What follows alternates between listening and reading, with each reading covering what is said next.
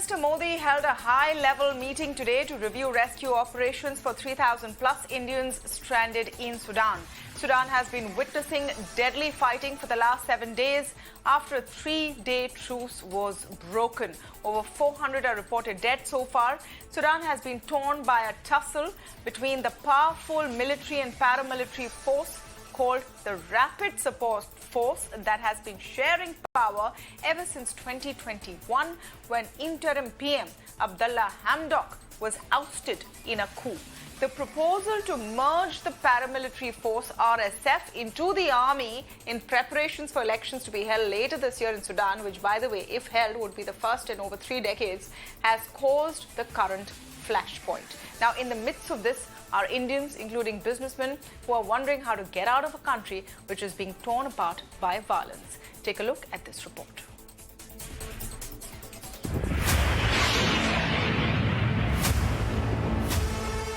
Shots of heavy weaponry,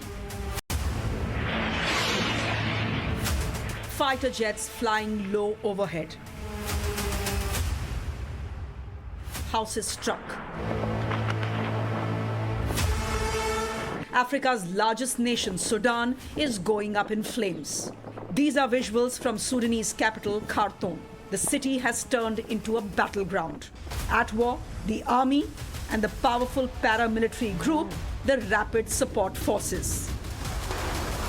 Once allies, the Sudanese army and the RSF together overthrew the civilian government in a 2021 coup.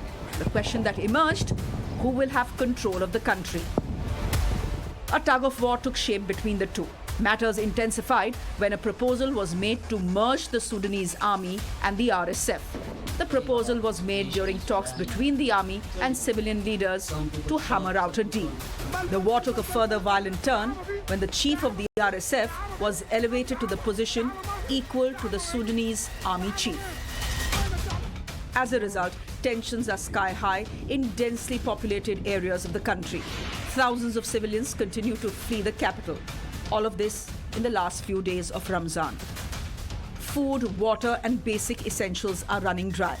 It is reported that 31 natives from Karnataka are stranded in Sudan. On Tuesday, the Indian embassy in Sudan issued an advisory against venturing out, suggesting rationing supplies. The advisory said the situation may continue for a few more days. While international calls are growing for cessation of hostilities, Japan is already planning to rescue its 60-odd citizens in Sudan. They are planning to use a plane for this evacuation. With the situation not looking very encouraging, it's time India makes its move to bring back stranded Indians from Sudan. Meanwhile, back home, politics has broken out between former Karnataka Chief Minister Siddaramaiah and External Affairs Minister S Jaishankar over rescue efforts of Indians. Today, the Kerala Chief Minister wrote in to the Prime Minister urging the safe return of people from his state who are stranded in Sudan. Here are some of the voices of Indians in Sudan coming in over the last few days. Situation यहाँ पे फिलहाल अभी भी बड़ी मतलब डरावनी है. Attacks हो रहे, फायरिंग चालू है कंटिन्यूस 3 टाउन कैपिटल में, अमदुरमान है, खरतूम है एंड खरतूम नॉर्थ. और लोग बड़े डरे हुए, कोई घर से निकल नहीं पा रहा है. जो निकलते हैं तो उनको रास्ते में रोक लिया जाता है या उनको मार दिया जाता है, लूट लिया जाता है. So the situation overall, हम सूडान की अगर देखें तो it's kind of a civil war type. हालात तो बहुत खराब है. कल रात को उनसे मेरी बात हुई थी. बहुत अंधेरा है, न लाइट है, न पानी है, न कुछ सुविधाएं, और खाने की भी जो थोड़ी बहुत चीजें बची हैं, आज नहीं कल तो खत्म हो जाएंगी. बहुत दिक्कत है. आगे चल के तो बहुत दिक्कत और बढ़ जाएगी. इसीलिए अगर अभी तक नरेंद्र मोदी जी ने मेरा मैसेज ये देख लिया है तो जल्द से जल्द वो रिप्लाई दे. जल्द से जल्द मैं नरेंद्र मोदी से पूरी उम्मीद करके बैठी हूँ. So we get texts from him. He's able to only send us text messages every few hours saying just I'm fine. And for now that will have to suffice because they are all trying to conserve their battery naturally. So hotels and nearby institutions like banks, etc. running on generator. But again, it's just a matter of time before the generators also run out of fuel. So we can't exactly have long conversations. It's just about, at this moment, it's just about us finding out that he's okay. Question is, what are these contingency plans that we can make to rescue our citizens from Sudan? Deepak Vohra, former ambassador to Sudan, with me on the show. J Tripathi, former Secretary MEA, speaking with me today, as is J K Tripathi, former ambassador. Welcome to all of you, and thank you so much for joining us this evening on Beyond the Headline. Ambassador Vohra, let me begin with your take. There was a dictatorship in this nation for 3 decades plus, an interim arrangement with the military in charge, and now all hell has broken loose. Even if India has to talk to someone to say, let us evacuate our people, who are we going to talk to right now? Excuse me. Thank you very much, ma'am. Always a pleasure to be on your amazing channel. You are brilliant the way you put across the story. And I'm delighted to see that 2 of my colleagues are also on your show, 2 ambassadors whose knowledge and expertise is much greater than mine. For most of its 67 years as an independent nation, Sudan has experienced civil strife. It was my longest ambassadorial posting, 5 years.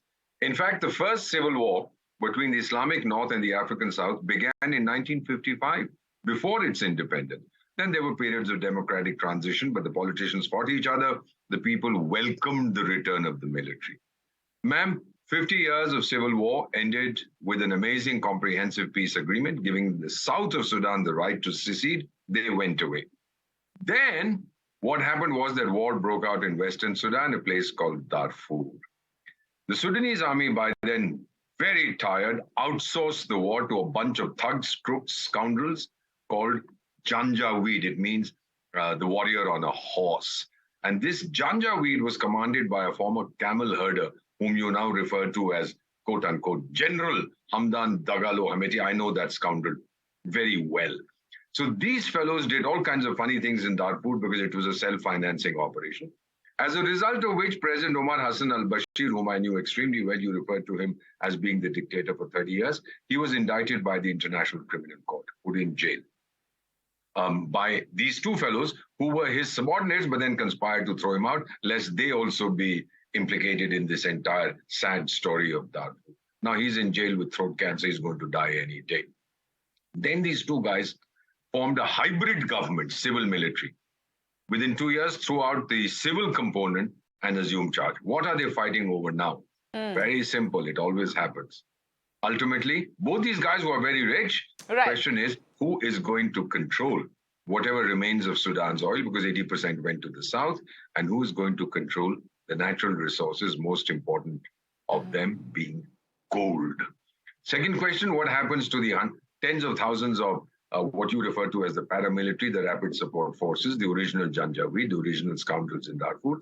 They want to be integrated into the Sudanese army. The Sudanese army says, yes, you can join as soldiers. They say, not at all, buddy. We want to be commander-in-chief, deputy commander, etc., etc., etc. So this is the disagreement between the 2 sides. Right. It's going to continue for some time. Now, you've talked about the Indian community. Yes. 3,000-4,000 people. Many of them do not have Indian passports, are persons of Indian origin. I dealt with them very closely. They're a very close-knit community with a very strong support system, concentrated in a place called Omdurman, which is a suburb of Khartoum, and in Port Sudan, which is on the Red Sea. Very closely united. They know, they support each other. The stories that I just heard, these people talking, these are not faces that I recognize from my time there. They're probably someone who went in later. But the old established Indian community there, they know what to do. Will they be able to get out, ma'am? We had a similar situation. Give me 1 more minute. In Yemen, as Ambassador J K Tripathi will remember, 2015, when the Prime Minister of India had to speak to the Saudi king and say, buddy, stop bombing the Houthis for a little while so we can get our guys out. We spoke to the Yemenis. They said, okay, we'll open the airport. We managed to get them out. We have enough experience. We brought out nationals of 41 countries, 7,000 or 8,000 people. So in Sudan, the issue that you have raised is absolute. It's spot on. Who do we talk to? These 2 guys cordially detest each other. Now, we can take our people out. We have all the plans in the world. We have the experience. We have the expertise. But till the fighting stops, till the airport opens, what can we do? Exactly. The best advice we've given is to our community. Remain in your homes. We're in touch with you, in daily touch. There's no one in the embassy because even they cannot reach the building, which is very close to the airport, which has been under bombardment. So stay there, wait. As soon as we are able to find a window of opportunity for a safe corridor, we'll bring them out. Okay, so let me take that follow-up with Ambassador Chakravarti. 2-3 things from what Ambassador Deepak Vohra explained with such detail, and thank you for that. One is, did we not have a window of opportunity when there was a 3-day truce because of Eid? That 3-day truce has been broken now, but was that a window of opportunity? Secondly, the mention of people of Indian origin stuck in Sudan who don't necessarily have an Indian passport. Do we have a responsibility to evacuate them? Do they want to be evacuated? And, you know, we're now talking about contingency plans. What do these contingency plans mean? Well, I think I can't do any better than what Ambassador Vohra has laid out for you in terms of the situation there. But my own sense is that, number one, I think we should advise, and we have done so, that Indian community, and you can divide them into whether they are Indian passport holders or long-term residents who are PIOs and have different passports, to look after their own safety. Now, it is not possible for the Indian government, if somebody says, I don't have food to eat, I do not know how we can get food to them. But we can certainly evacuate them, and we do have a lot of experience, as Ambassador Vohra mentioned, you know, beginning with Kuwait and Yemen and many other countries. The question is, how do you get the airport to function? Can the warring factions be told that please lay off, have a ceasefire, let the airport be operational so that we can send our planes to pick up the people? The second thing would be that is there a port nearby where we can send our ships to evacuate? Port Sudan is not very far from Khartoum, and that's one option. But the point is that when there is civil war and nobody knows who's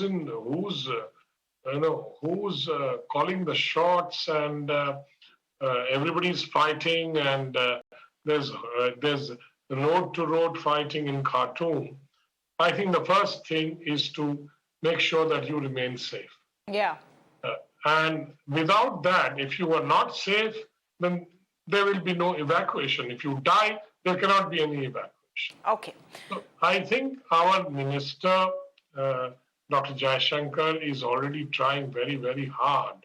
He's going to energize the international community in New York, get the UN to do something, talk to other important powers that, look, there must be nationals of other countries as well. Right. So it has to be an international effort, which is what Dr. Jaishankar is trying. Okay. And I'm sure there will be some method or some window that is created where we can evacuate our nationals.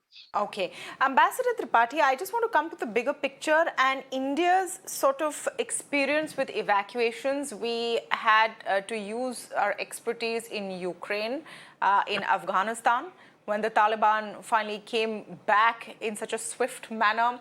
One thing that has stood out is that India is not seen as a hostile nation in large parts of the world, and that helps. That helps if the nation undergoing strife sees India as a neutral / friendly / helpful nation. Will that help us in this case? Is it that under the Indian flag, these stranded citizens may be safer and have a better chance of getting out? Yes, Tamanna, you are very much right. It can be possible, but here the problem is that, as Ambassador Vohra and Ambassador Chakravarti has already mentioned, who to approach and how to approach. Even if there are, even if they, with Indian flag or other things, with Indian identity, they are allowed to move. But you cannot be sure that if the general or the leader of the faction had given this direction, given this window to us, window to Indians, whether it has percolated down to the to their cadres, local cadres. If it has not, and most probably it will not in this situation, and in that situation, what happens is that it is always fraught with the possibility that they will be ambushed by the local cadres of either side. So this is very difficult from Ukraine or difficult from even Afghanistan, because there we knew that one government had gone and one government had come in Afghanistan. We knew in Ukraine that there is a government in Ukraine, there is a government in Russia, and both sides, we were able to talk to both sides. Here also we are trying. Dr. Jaishankar has our spokesperson has confirmed that we are trying to contact. We are in touch. Rather, we are in touch with the two sides. Right. But again, the thing is that seeing the situation on ground, whether will it work properly or will it work for benefit of our people, and will it result in safe evacuation? So that is the basic issue that we are facing. Absolutely. We'll have to wait and see if there is, perhaps in simplistic terms, a winner of this conflict who we can then talk with. Do they go in for a ceasefire, which gives us enough time, and can we build enough international pressure, just to ensure that we have our people out sooner than later? Thank you so much to all of you for joining us on the show this evening. We'll take a very short break, but on the other